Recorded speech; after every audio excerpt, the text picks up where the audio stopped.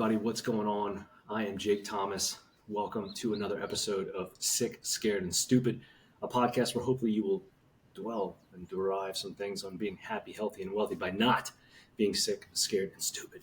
Today's guest is joining us from across the planet, the whole other side of the world, 13 hours ahead of our current time zone. She is a very popular online personality in the carnivore space. There's a lot to talk about her own life, her own journey, her reasons why she's gotten into this, why she's so funny and seemingly viral online as well. The very witty, the very popular, the well-known, and now expected mother as well. Congratulations on that, Miss Jessalyn Randle. Welcome, Jessalyn. Thanks for joining. Thank you. Thank you for having me. So let's go right into that, motherhood. You are now expecting. Congrats again. What's that done to your stance as far as in being a pretty devout carnivore and thinking, there's a lot of misnomer or maybe ignorance or fear-based ignorance or ignorant-based fear about how to nourish yourself, possibly nourishing your womb of the expected. And, people would say, well, you're not a parent or you wouldn't do that when you're a mother. And here you are, still walking the walk, so to speak. What is that got to be like? I mean, I just want to hear immediately.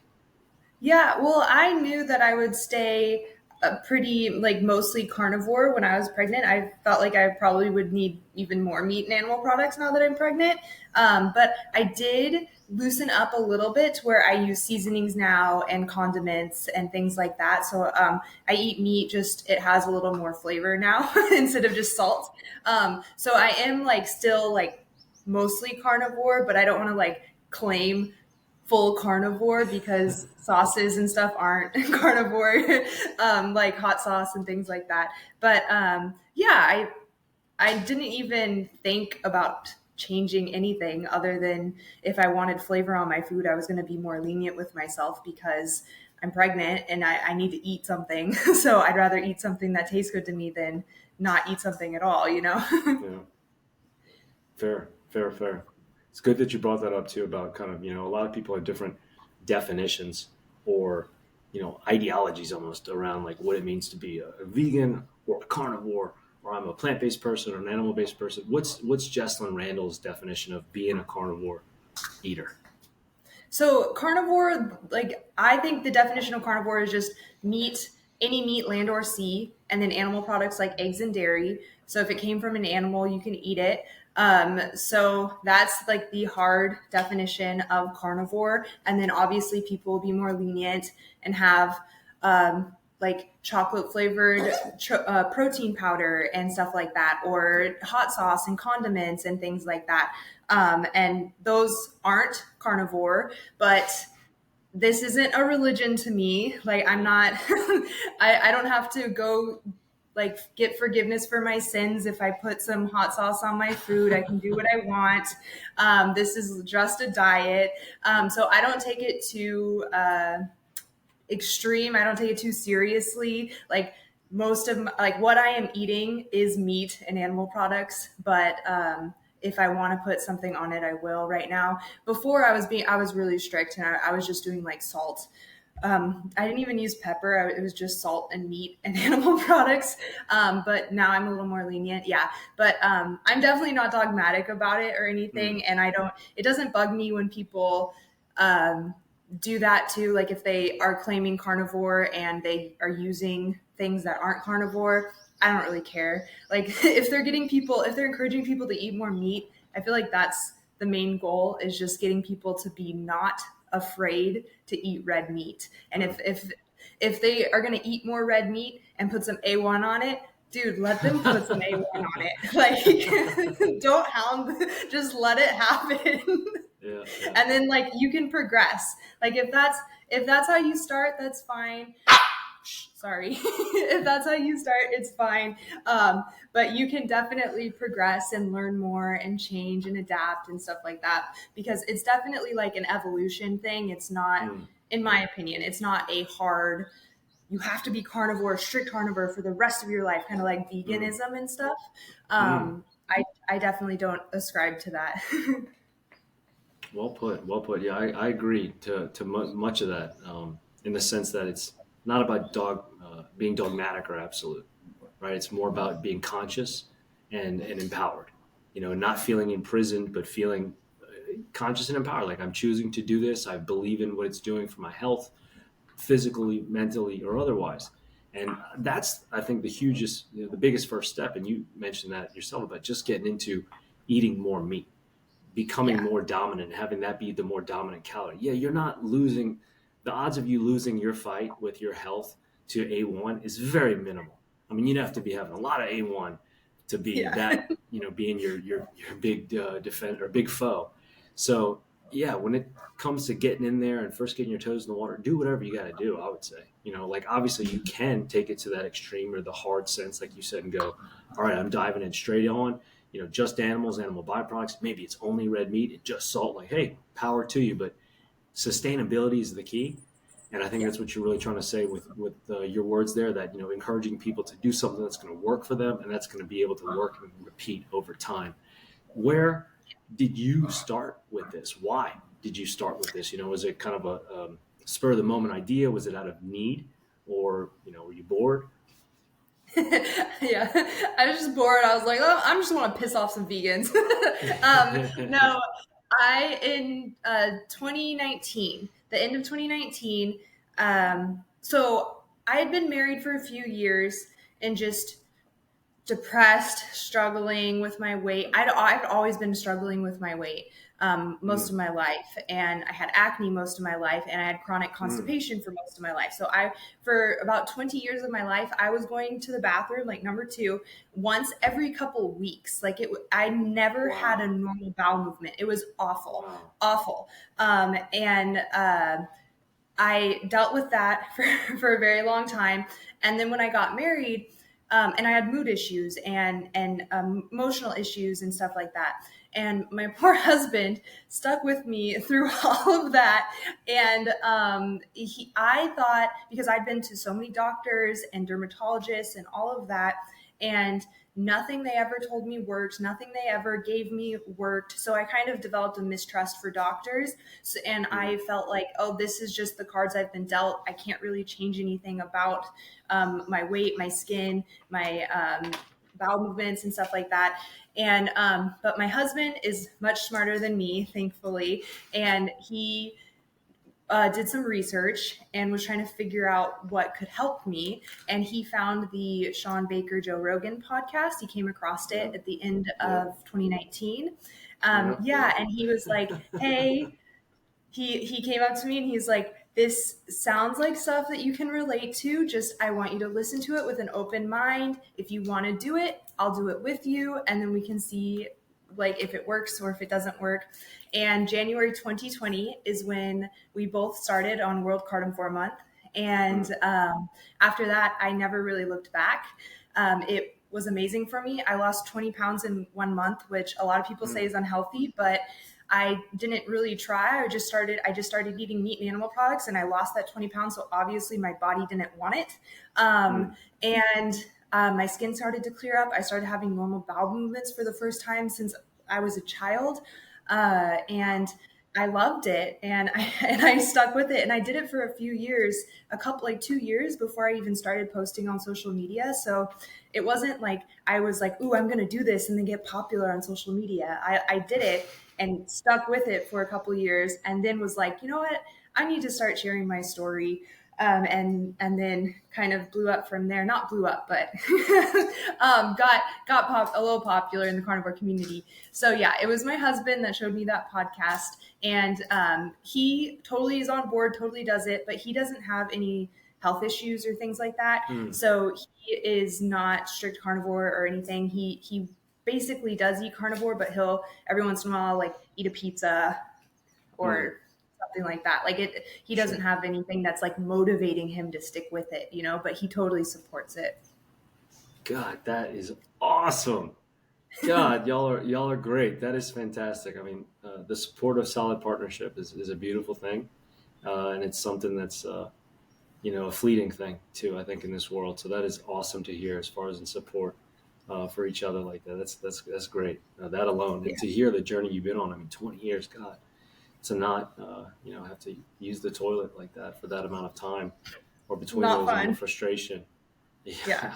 I It's can like imagine. I you mean, consumed your whole life. Like ugh, when you're like that, like I'm sure people, if you've ever been constipated, like you can relate. Like you just all you think about is like I have to go to the bathroom. When am I going to go mm, to the bathroom? And then you're like, oh my god, mm, this is not going to be fun. This is going to be painful and awful. And that was like my whole life was just like constantly. And the doctors would tell me you need to eat more fiber and you need to eat more to push it out. So I would literally mm, like be eating tons of food to try to like make my stomach full to like get it out, and like that didn't work. It would just make me like fat and bloated and mm, it was just so stupid and annoying. And because of that, they said that because I had all of that stuff, like the junk in my stomach that wasn't getting like pushed out, it pushed out through my pores, which is why I had acne. mm, And then I had weight issues because of that too. And it's just so frustrating to me to know that I wouldn't have been overweight with acne and IBS issues if I just was eating the right foods my whole mm, life. Like, and mm, it's like this didn't need to happen. And that's mostly why I share my story, because it didn't need to happen, and it's happening to so many people. And if we speak up and share our stories with people, maybe we can prevent it or stop it sooner, in other people's lives, because that is like the most heartbreaking thing to me. Like I do wish I could go back in time and just like slip my parents a note or slip myself a note and just be like, just eat a little more red meat and less fiber and less ultra processed junk. And which is yeah, crazy that we weren't even like standard American. My family didn't even really eat that unhealthy. Like my parents mm, made home cooked meals, and we didn't eat fast food. The only fast food that we ate growing up was In and Out. Like that was mm, like the nice. worst I was fast from food that we ate, California. which That's is right. Yeah, yeah, which is pretty good. Pretty good fast food as far as yeah, fast yeah, food yeah, is yeah. concerned. And yeah, so we didn't really. I never drank soda. I never liked soda as a kid. I was like never huge into candy. I liked ice cream. I did eat a lot of ice cream, but Mm, we ate like particular like kind of healthy. We weren't like super like far standard American, but still like it just bugs me that it could have all been different. And people are like, oh, but didn't all those things make you who you are today? It's like, well, I could have been someone else too. Like that one always like, I'm like, ooh, I but mean, I get it. I it's get not that bad. It only robs you of your adolescent, teen, and 20s, right? It's not, those it. aren't Yeah. really important times in your life. Dude, it was so, and then it made me like my mental health awful because it I was like bet. all a chain reaction that just stemmed from my gut health and Yeah. made my mental health awful because I was so insecure because I was the fat girl with acne. So I kind of had Mm, to develop a personality because I couldn't rely on being cute and skinny. mm, I was the fat girl with acne. No boys liked me. I thought I would be alone for the rest of my life. I like yeah. didn't have like any sort of like romantic interest like until I was in college. Like it totally wrecked my confidence and my self-esteem. And I mean, if people have acne and experience acne, especially as a teenager, especially like bad Mm, acne, not just like one or two zits, yeah. they you know how much it completely wrecks your self-confidence and your image of yourself. And yeah, I was a depressed little child and Mm. it was not good. And I was really insecure. And then, yeah, and then I tried carnivore and all of those things changed and I started getting more confidence and yeah. That sounds like you're pretty convinced to stick with it. Yeah, no, I definitely I think for the rest of my life, or I probably, yeah, I don't think I'll ever be majority plant based again.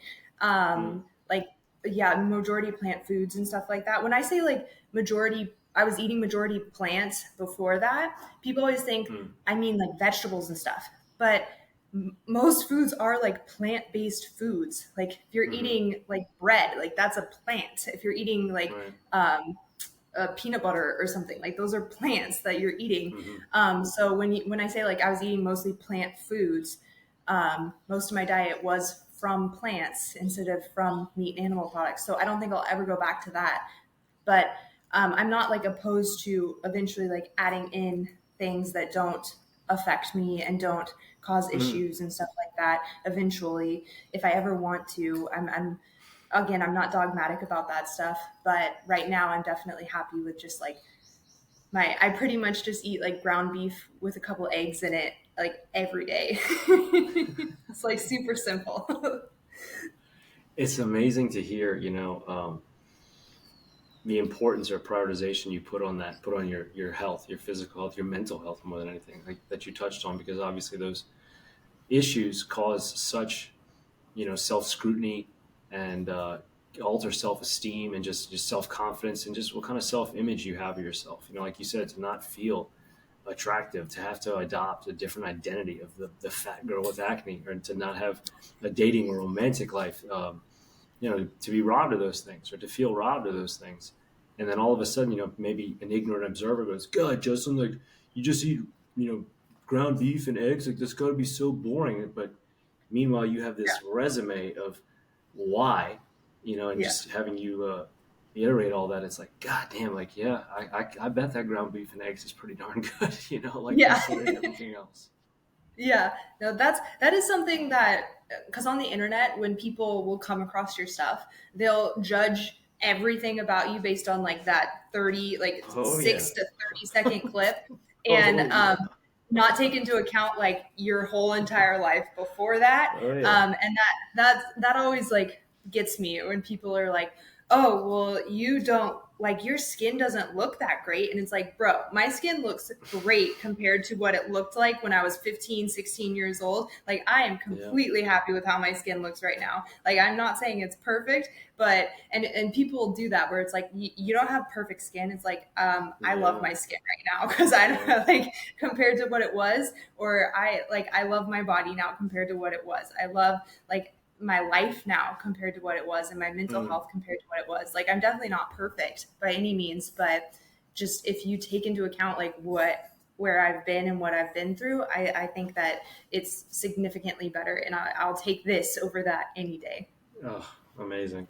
Oh, yeah, and I can totally relate on the trolling that can come from online. I mean, God bless America. It's a free country, and pretty much the rest of the world for people to be able to say and think what they want, especially on social media. You put it out there, just, be ready to reap the whirlwind. I've, had stuff with my mother posted with me, and people are like, coming out, she doesn't look that great for her age. I'm like, Jesus, dude, like, come on now, but Yeah. it is what it is.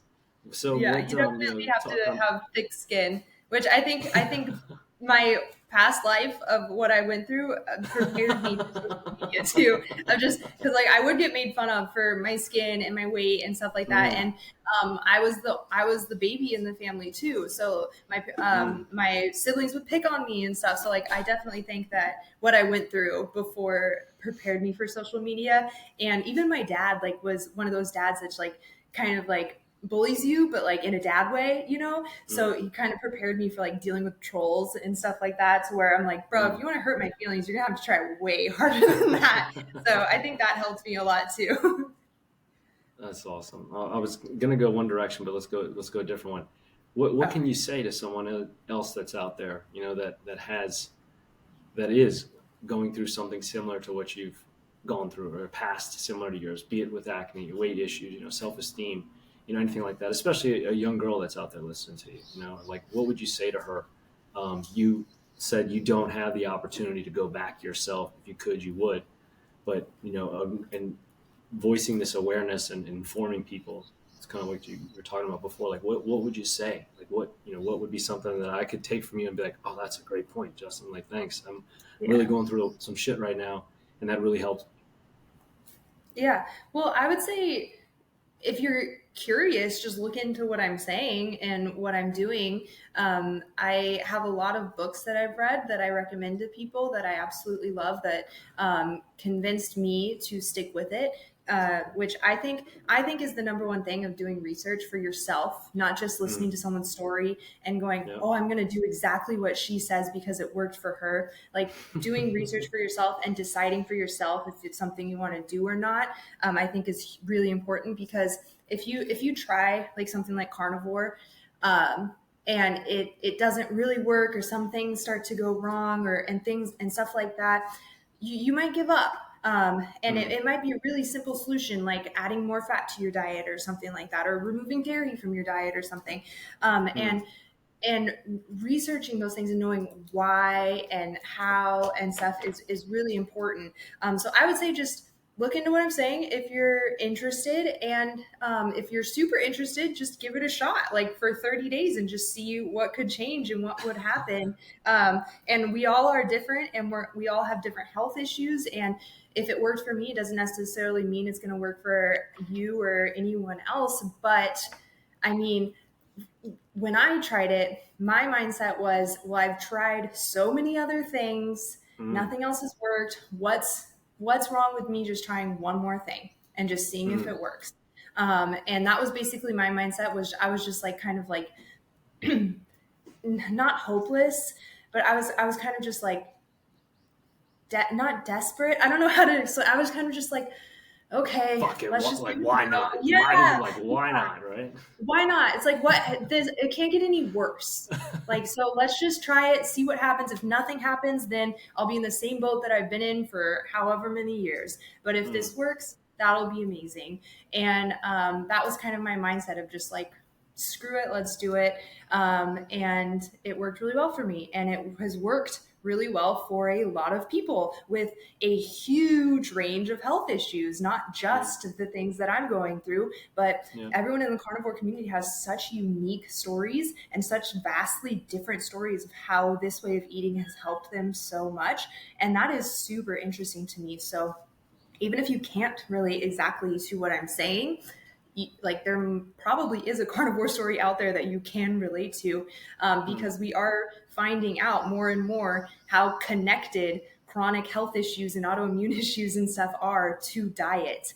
And we are finding out more and more that the like proper human diet is like meat and animal products primarily.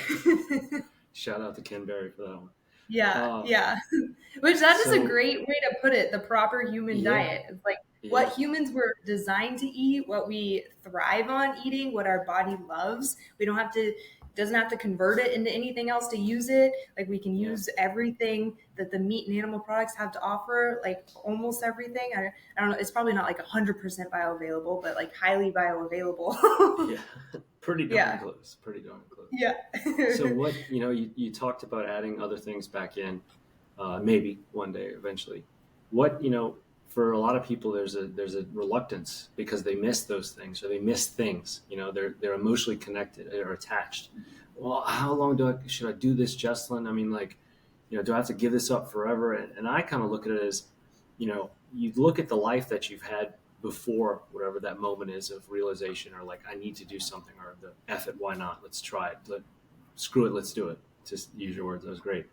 But yet I want to cling to this life and these ways that got me to where I was in the first place. And I'm more afraid of giving up what got me there, as opposed to embracing this unknown kind of thing.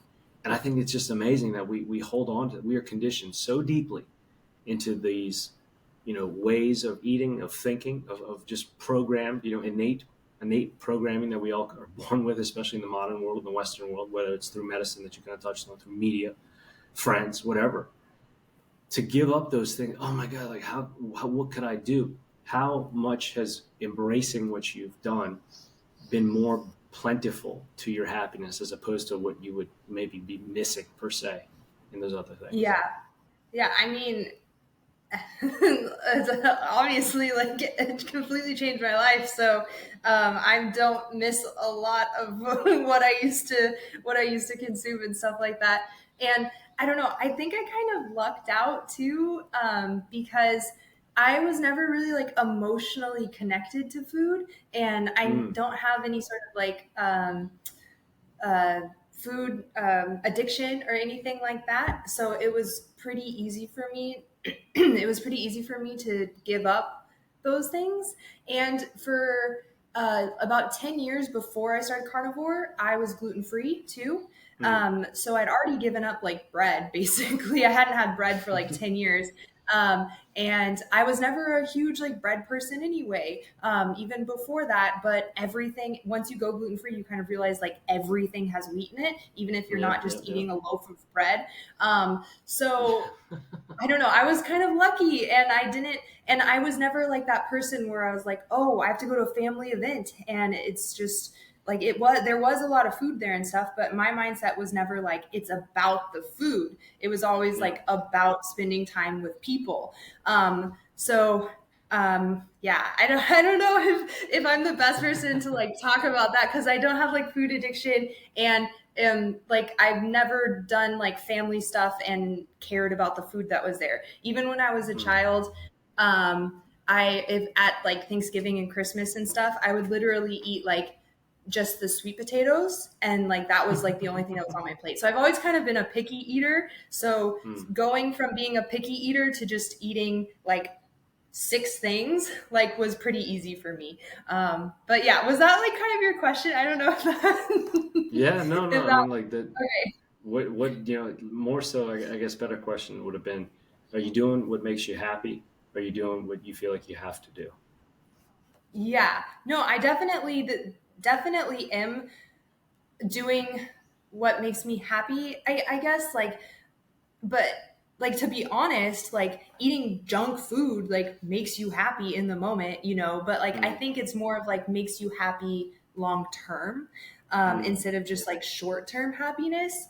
Because like obviously like someone's gonna be a liar if they say like eating like a Dairy Queen something isn't going to be like, oh my God, this is so delicious. It makes me so happy. Like obviously like it's designed to make you happy and to be do that, delicious, yeah, but then you feel like shit like a couple hours later or the next day. yeah, So it's like this way of eating makes you happy in the moment and happy the next day and happy a week later and happy a mm, month later and years later. So it's definitely like long term and sustainable, which I don't think that like I don't get when people say it's like not sustainable. Like this is this mm, is literally yeah, how humans yeah, have been eating for yeah, since we've been humans. So it's kind of like the most sustainable way of eating. I don't understand how just constantly eating whatever like it looks like it would be good and just like adhering to just like your pleasures and stuff like that. I don't understand how yeah. that's sustainable. That doesn't sound sustainable at all.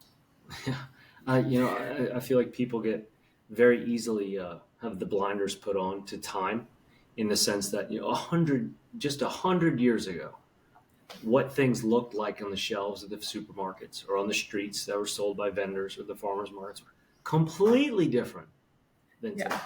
150, 200 years ago, it might as well be 2000. Yeah. To where like there was nothing similar in comparison to today, as far as in how much more manufactured and processed and wrapped and packaged and boxed and sealed as things are now.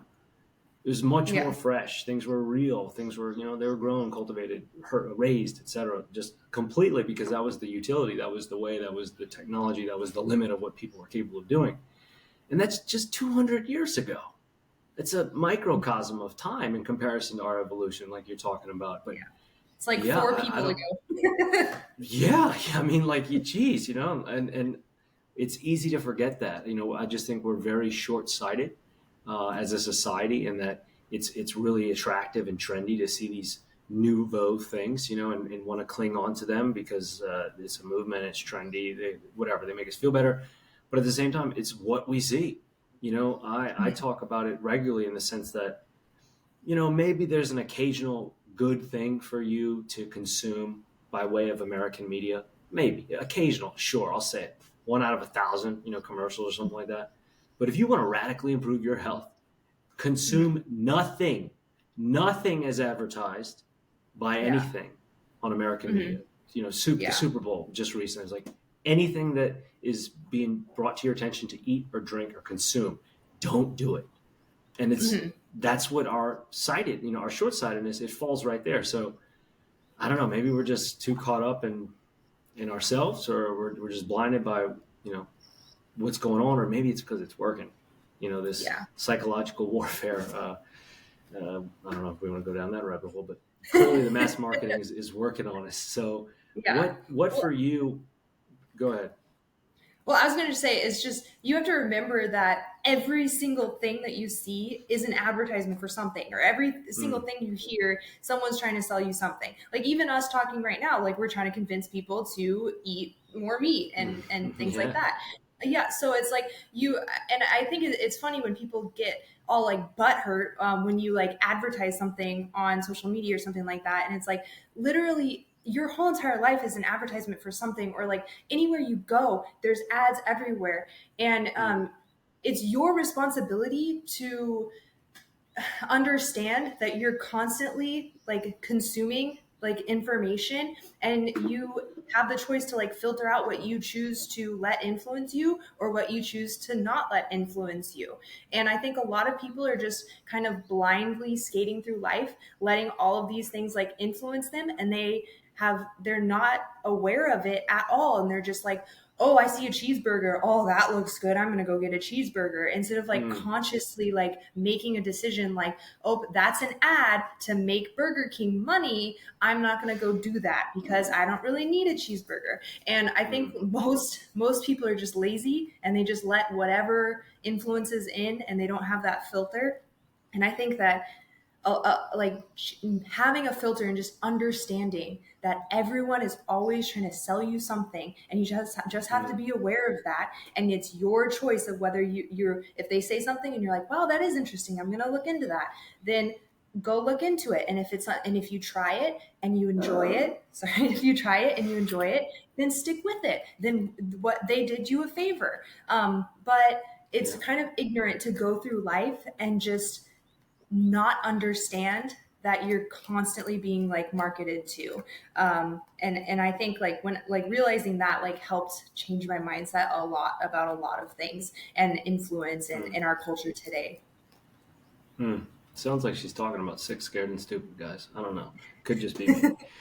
Wow. What have you found out things through titration and just experimentation? Like what doesn't work for you? Like, did you ever find hard culprits that were reactive or inflammatory or causing you issues? Like specific things like 100%, this is the one that gives me the worst blank, or 100%, this is an absolute never going back to it kind of thing. Yeah. So I did Lion Diet, and that I wanted to do that. I did it like 3 years, I think 3 years. I don't remember. A few years after I started carnivore, and I finally decided to give it a try, and I did it for 30 days. And I realized like that wasn't for me. Like that being that strict wasn't for me. I need to have like bacon and chicken in my life, a little more variety. And then I can't do garlic. Like garlic really it makes me feel gross and bloated. And I don't know. Other than that, I haven't really branched out a lot and like tried to incorporate more things into my diet on a regular basis to know specifically like this is a yes, this is a no, because I haven't really had the desire to, because I really enjoy eating meat and animal products. So I don't really care to figure out those other things.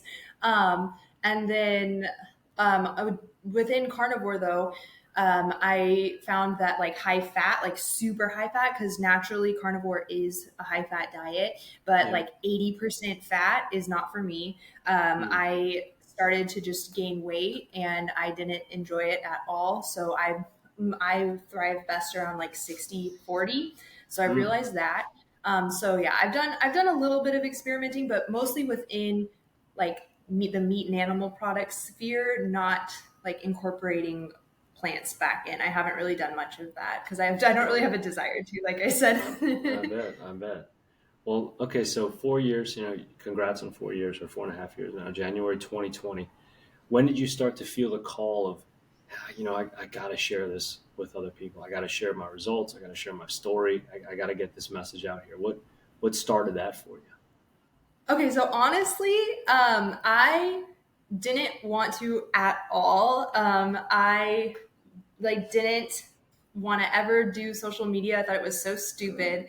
And then the pandemic happened, and we were living in North Carolina at the time.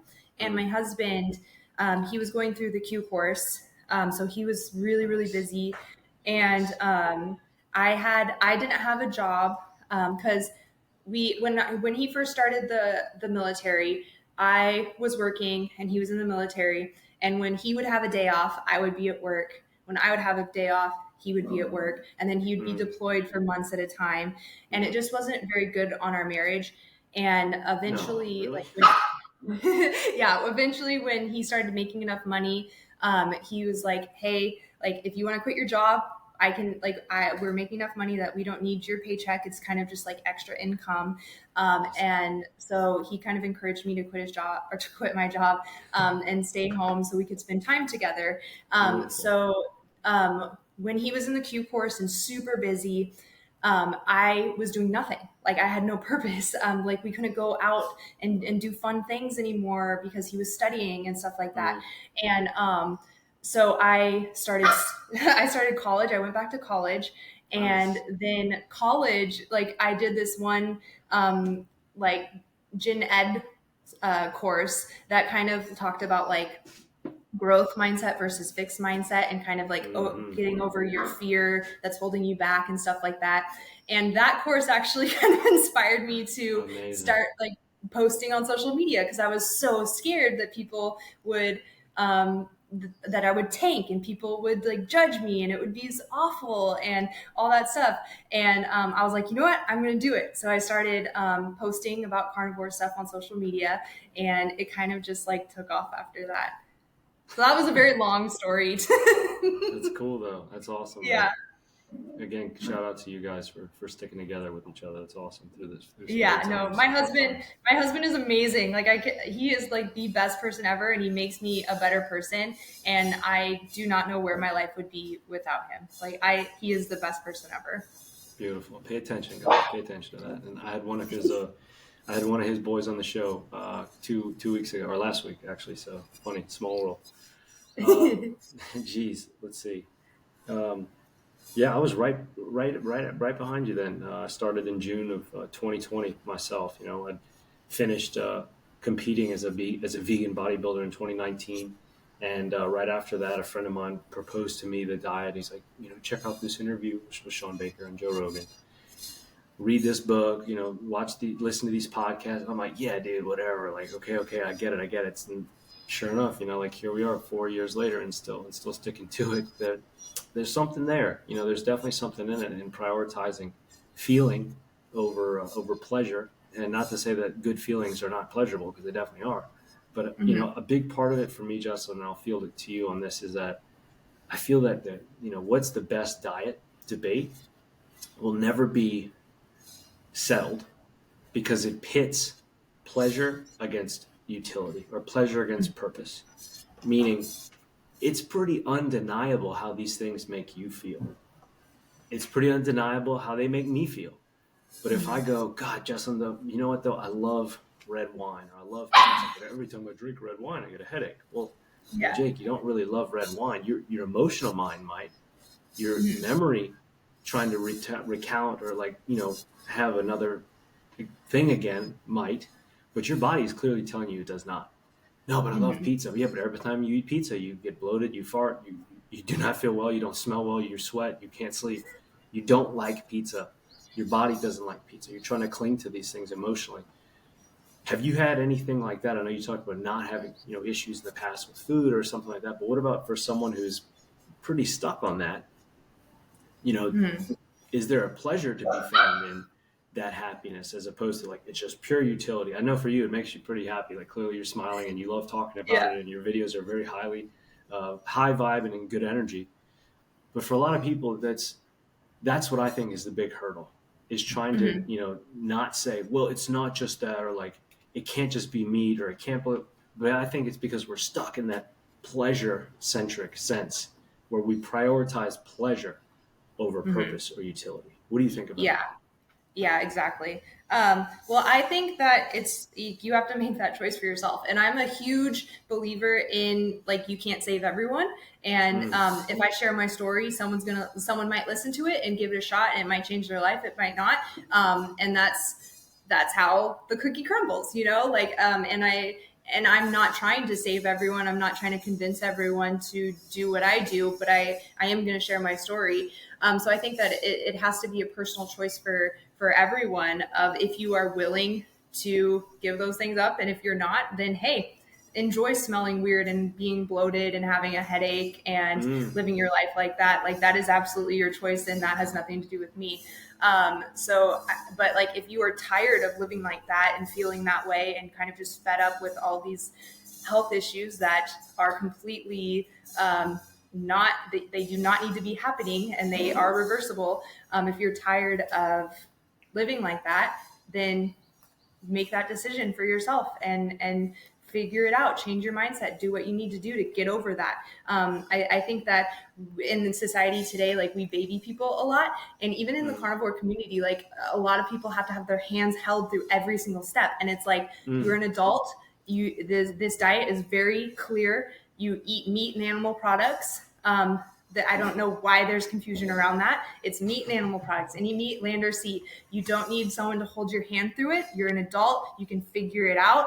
And if you can't figure it out, then like, I don't know. That's your problem. You know, I'm very into be independent and do it for yourself, because also if you hold someone's hand through every single step of the way and you baby them and you try to like coddle them and stuff, they're not gonna like do it for themselves. But if you do it, if someone gets up off their butt, decides that they want to make a change, does some research, does everything like for themselves, because they want to, not because someone's encouraging them and like pleading with them and trying to convince them, but because they want to, they're going to stick with it and they're going to change their life, or they're going to be confident in their decision to not stick with it. So I think my dog was biting me.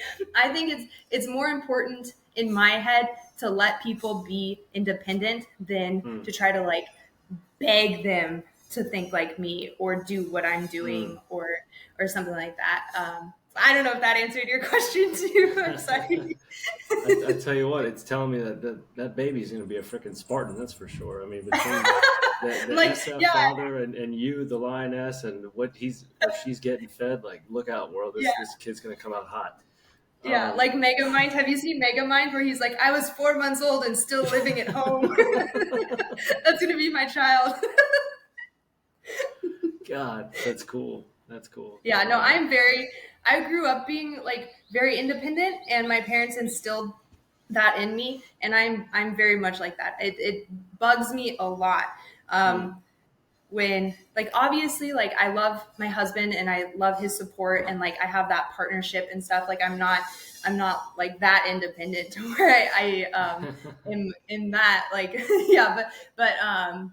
just in general, just like I'm a very independent person and encourage that in people. And I think that is a lot of like what my goal is to with my content, is to just like inspire people to ask questions. I don't want to be that person that's just like barfing out information all of the time, trying to like just convince people of like how much I know, you know. I want to be that person that like sparks an idea and plants a seed and encourages people to like go look into it for themselves. Like that's always my goal, is like go try to find it yourself. And if you can't, like ask for help, like that's no big deal. But like the first thing you should do is like try to do it on your own, in my opinion.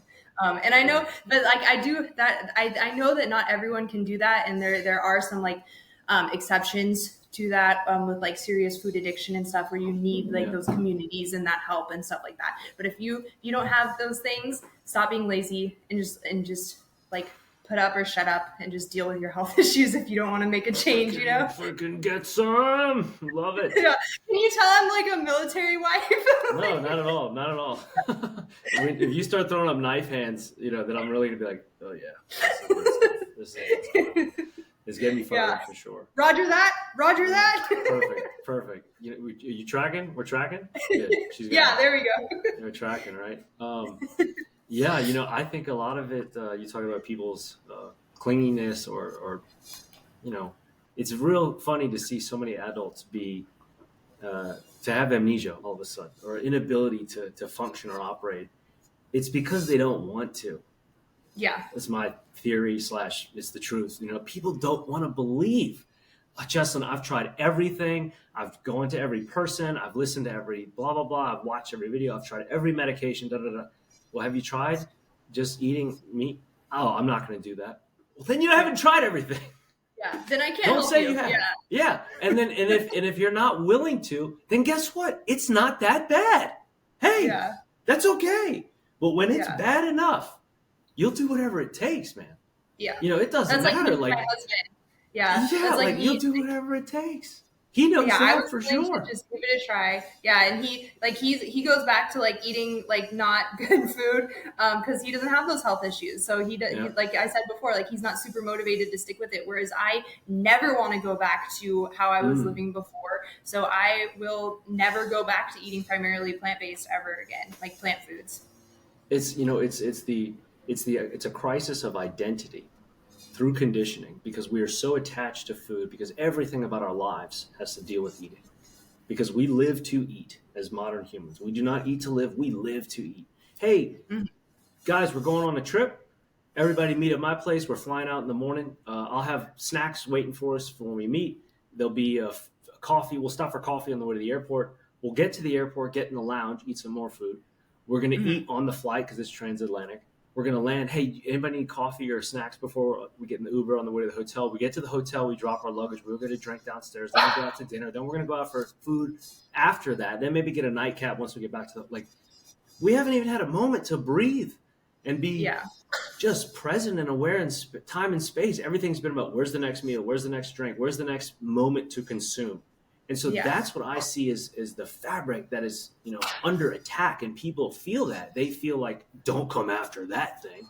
Like, you could talk about my mother, you could talk about my religion, but don't you dare talk about my food because we're that attached to it. So when you say people seem dumb or like they need their hands held, it's like, I agree because I feel like they don't want to believe that. They know all too well that probably is some viable information. And that, hey, it might even work, but oh God, don't tell me that's the way it's got to be. No. Yeah. Is there a pill I can take? Ozempic. Is there a cheat code that I can use for it? Yeah, drugs and all that. Great.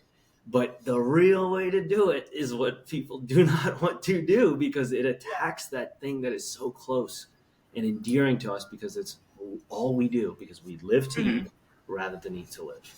Yeah. Well, I think what was interesting in something I actually learned in college, and I don't know if it's true, I haven't looked into it more, but in what I think a psychology class or something like that, we learned that you we have these core beliefs as humans that we believe to our core, no matter what. And if those core beliefs get threatened, our brain can't distinguish whether it's like we are being physically attacked or if it's not physically attacked, if it's just words, and so that's why a lot of people, a lot of vegans too, if you challenge their ideas, they lash out because according to what we were taught, your brain can't distinguish between if it's being physically attacked or not because those core beliefs are being attacked. So I think that has a lot to do with it too, where people just are kind of just going through life unaware of what's happening, just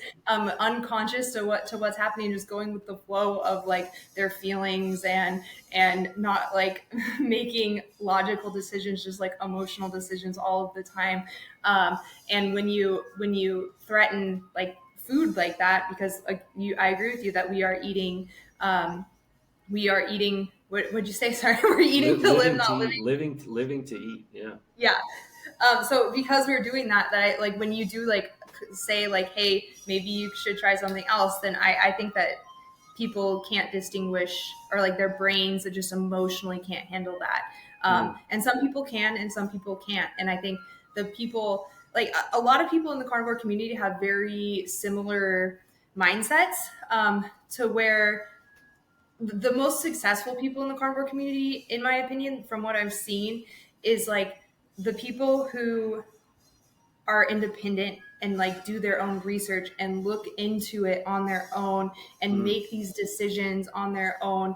And then they stick with it and they're really successful with it. And if something's not working, they figure it out instead of just quitting and going on to the next thing.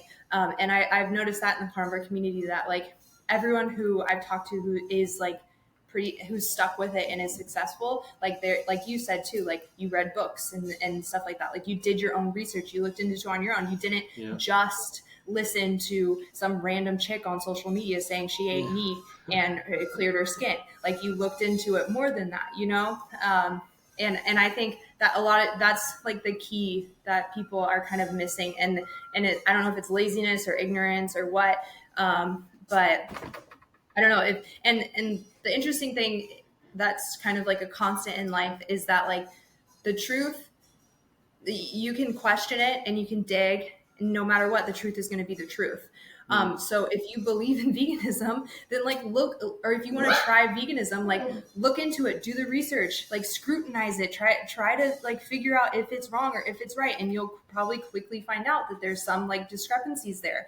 But like with meat and animal products, like really dig into like whether red meat has been wrongly vilified or if it does cause heart disease and stuff. Like actually like look into those things. And I think like 90% of people who believe that red meat causes heart disease just heard it somewhere and then they just accepted it, you know, instead of like actually looking into things. And I think that's a huge problem in society too, is like we just hear things and then we're like, that sounds like it could be, right?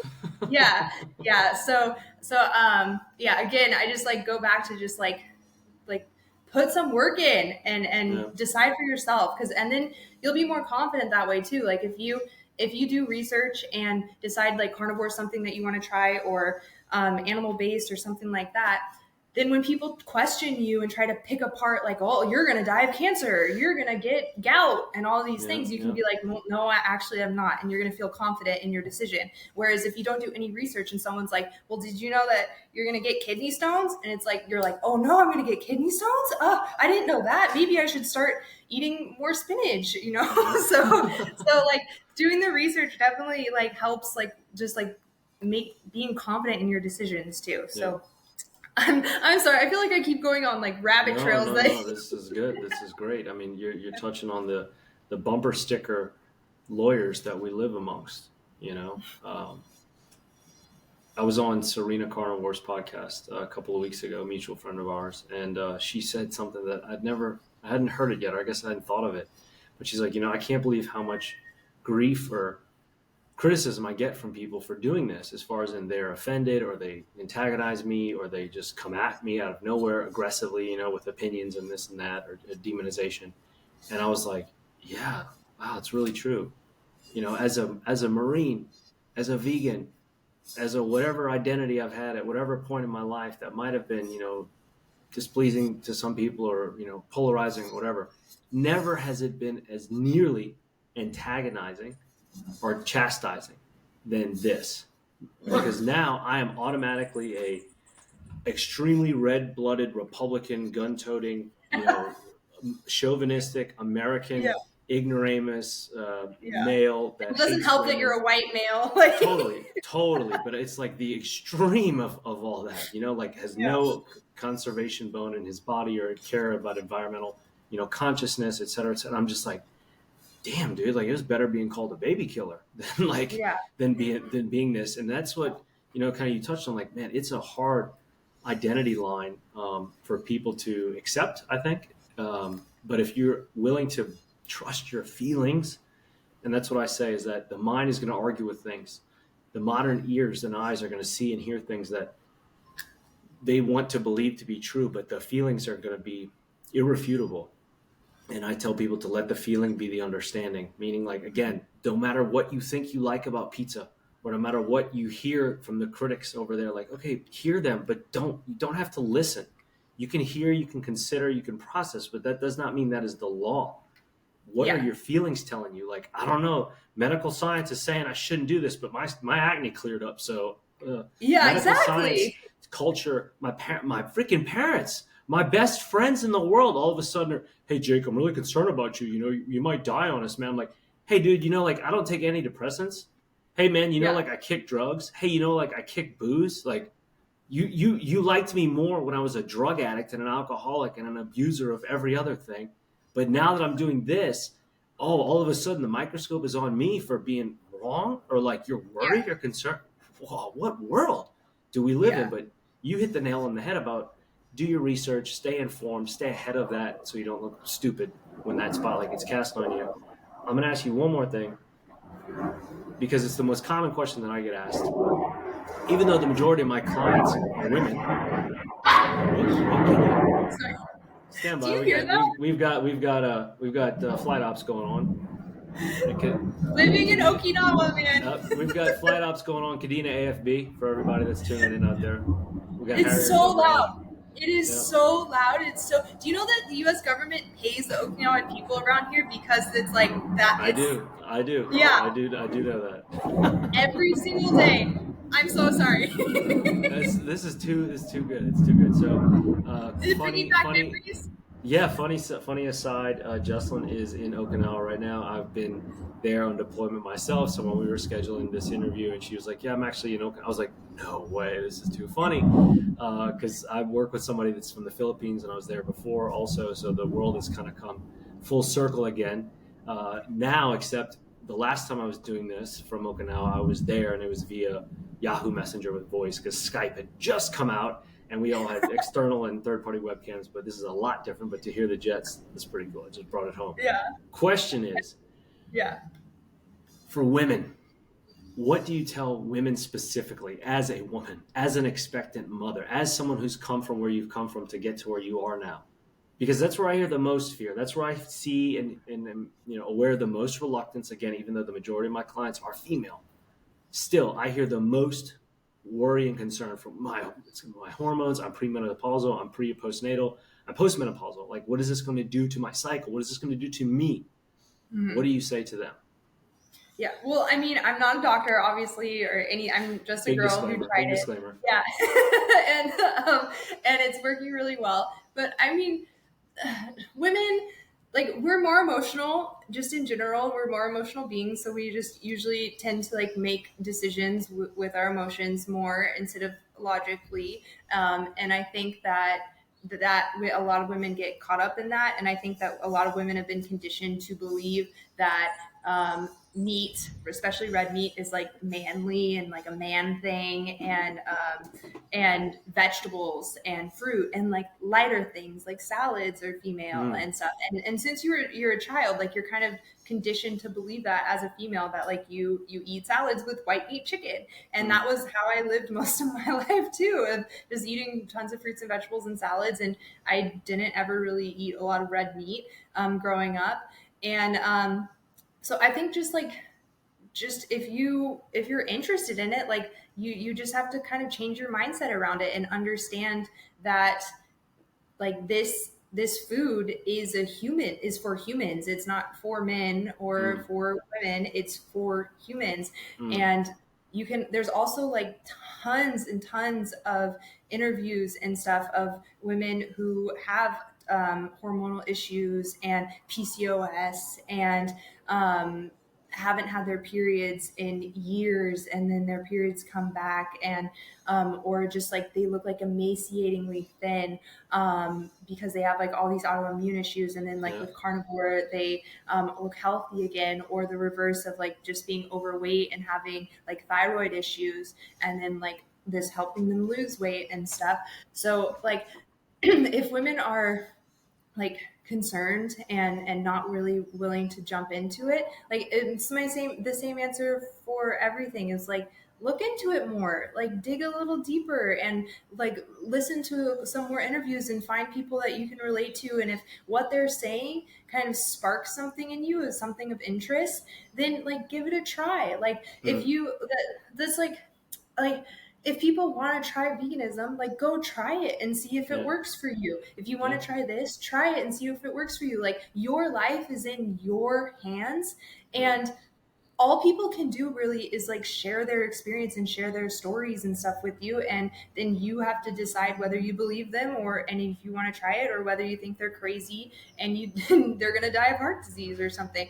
But I don't know. I think women just, I don't know. I think women are coming around, though. I think we'll come around, especially if more women share their stories of how this changed their life. Then I think it'll convince, because women are very like social creatures too. So if more women are saying like, hey, I did this and it worked, then it'll convince more women. But I don't know specifically how to convince women to do it, because I'm very just like straightforward and not very emotional and stuff, to where I think Serena probably is a good one for like relating to women really well, like who you mentioned earlier. But with me, I'm very like, do it or don't. I don't care. Which is, I'm not a very like sensitive girl. Beautiful. I'm sorry. No, it's good. It's good. It's honesty. It's radical candor. I'd welcome that far more than inflated nonsense, for sure. But it's true. And I agree. I think the world is coming around. Thankfully, I think as much as information is used to weaponize for harm, we're trying to. Oh, I got dirt on Jessalyn. Like, ha ha ha! I've got truth on her. I'm going to destroy her with it. Yeah. People are using truth now more for empowerment, and I believe that and see that, and that's why we're talking now. Mm-hmm. So that's a precursor to what's to come. Like, I hope there's a whole lot more of it, and really appreciate, admire, and champion you for doing what you're doing, speaking about what you talk about, your own journey, what you're going through, and the success you continue to have. And for someone that is encouraging and inspiring people to reconnect with their food, to reconnect with where their food comes from, to question what they thought they knew about meat, to become more independent, conscious consumers. That is Jessalyn Randle. Jessalyn, where can everybody, find you at? Jessalyn.Randle is the Instagram, correct? Yeah. I'm most active on Instagram. I have like other things, like I have some stuff on my YouTube channel, like just a few videos of where I visited farms, which I thought was really cool. Like this is Farms Over Pharma, but I did it when I was in the United States for 6 months. I got to tour, go on a little road trip and visit some local farms. You went to Rep, right? Yeah, I went to Revisions. Nice. That was so fun. And I got to cook a tomahawk, and I won a tomahawk because I had the best tomahawk, which is cool. So I went to Revisions, and then Ancestral Farms, which does like heritage pigs, and they're free range, and they have like the best pork ever. So good. Like their bacon is like, ugh. And I did, and we went to, I forget where else we went to. Wyoming Cowboy Cuts in Wyoming too. Oh, and nice. I'm going to that this year.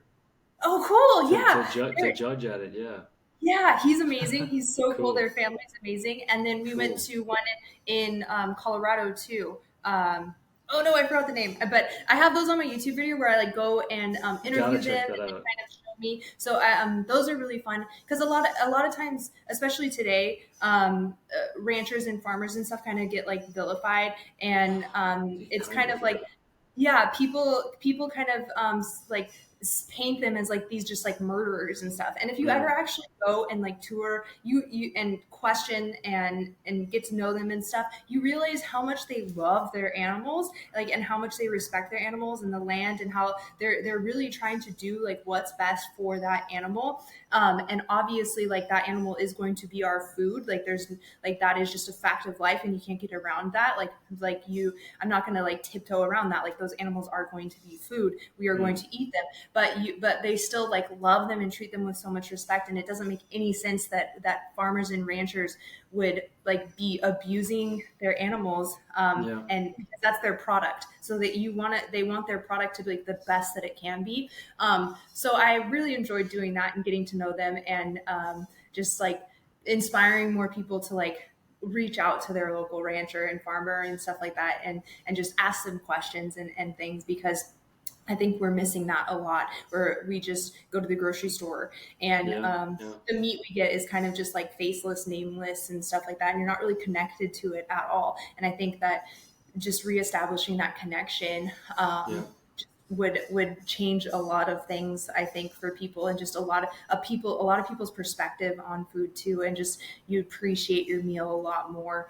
I think one of the guys from like Meat Mafia, I think, I saw him say something around along the lines of like, if we actually started like praying before our food, I think it would change a lot too. Because he said that you're not going to like pray over a donut or like a bag of Skittles or something. But like if you have like a good meal in front of you, you're going to like feel good about like praying over that food and thinking like where that food came from and just being appreciative. But like if you just go get like a bag of Doritos, like that's no, yeah, that's not something that you're gonna like take as seriously, you know. So I think that if we can start steering people that direction too, of like, just like you said, like reconnecting people with where their food comes from, then I think their mindset around food would change a lot too. But yeah, my Instagram is where I am most active. So another long-winded rabbit trail answer. No, but you started off with finish and tail, you know, like, yep, Jessalyn.Randle. Yep, Instagram, Jessalyn. Perfect. And that's awesome. That's the truth, you know, about being an independent and conscious consumer. I'll have everything in the show notes for you guys. Justin, thank you so much for the time today, and congrats again on the baby that's to come. This fierce Spartan, well-fed, clearly nourished baby that's going to come out with a beard. Yeah, he's going to come out with spear in hand and blood, you know, ready to rock and roll. And best to Jared as well. Congrats to y'all, and best of luck and everything. Jessalyn Randle, thanks for being here. Again, everybody, I'm Jake Thomas for another episode of Sick, Scared, and Stupid. Hopefully you got some tips and notes on how to stay happy, healthy, and wealthy and not be sick, scared, and stupid.